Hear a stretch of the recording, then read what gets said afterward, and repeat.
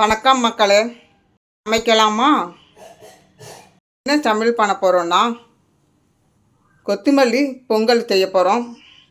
வாங்க நம்ம எப்படி செய்வோம் பார்ப்போம். வாங்க மல்லி பொங்கல் தேவையான பொருட்கள் பாருங்கள். இது பச்சரிசி, இந்த பாச்சி பருப்பு நல்லா வறுத்து இது அரிசிக்குள்ளார ஊற வச்சுக்கோங்க. ஒரு 15 நிமிஷம் ஊற வச்சுக்கோங்க. நல்லா கழுவி வாஷ் பண்ணி வச்சுக்கோங்க.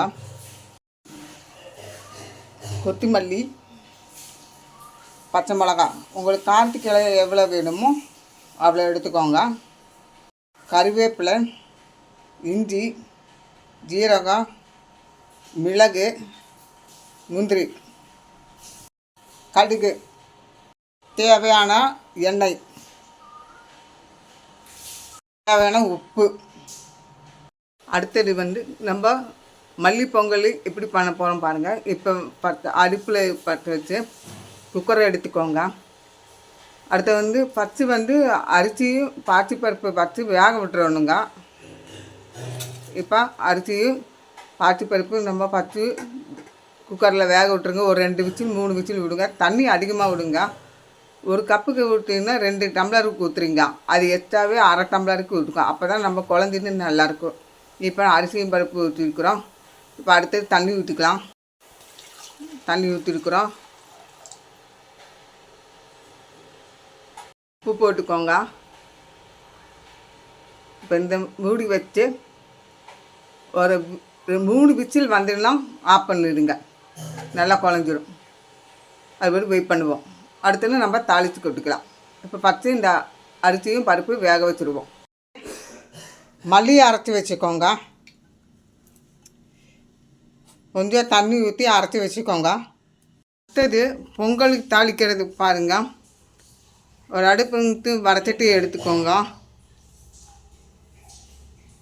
இந்த எண்ணெய் ஊற்றிக்கோங்க.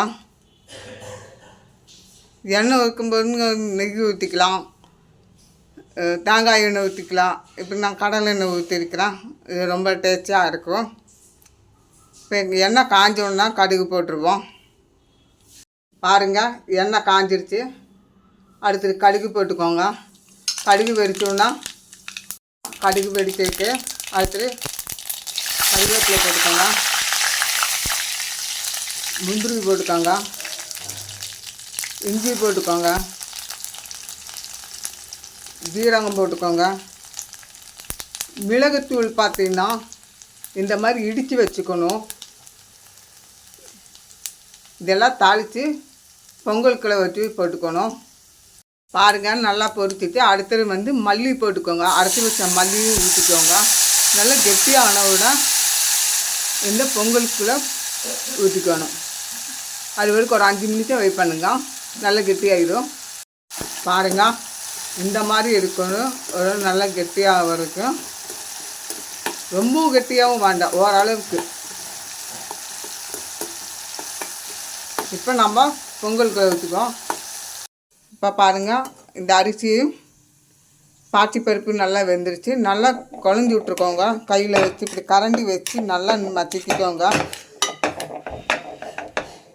பாருங்கள், நல்லா மச்சிச்சாச்சு.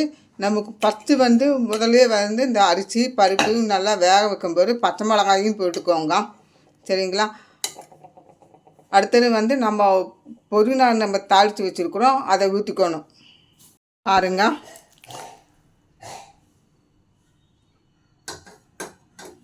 நல்லா கலரி விட்டுக்கோங்க.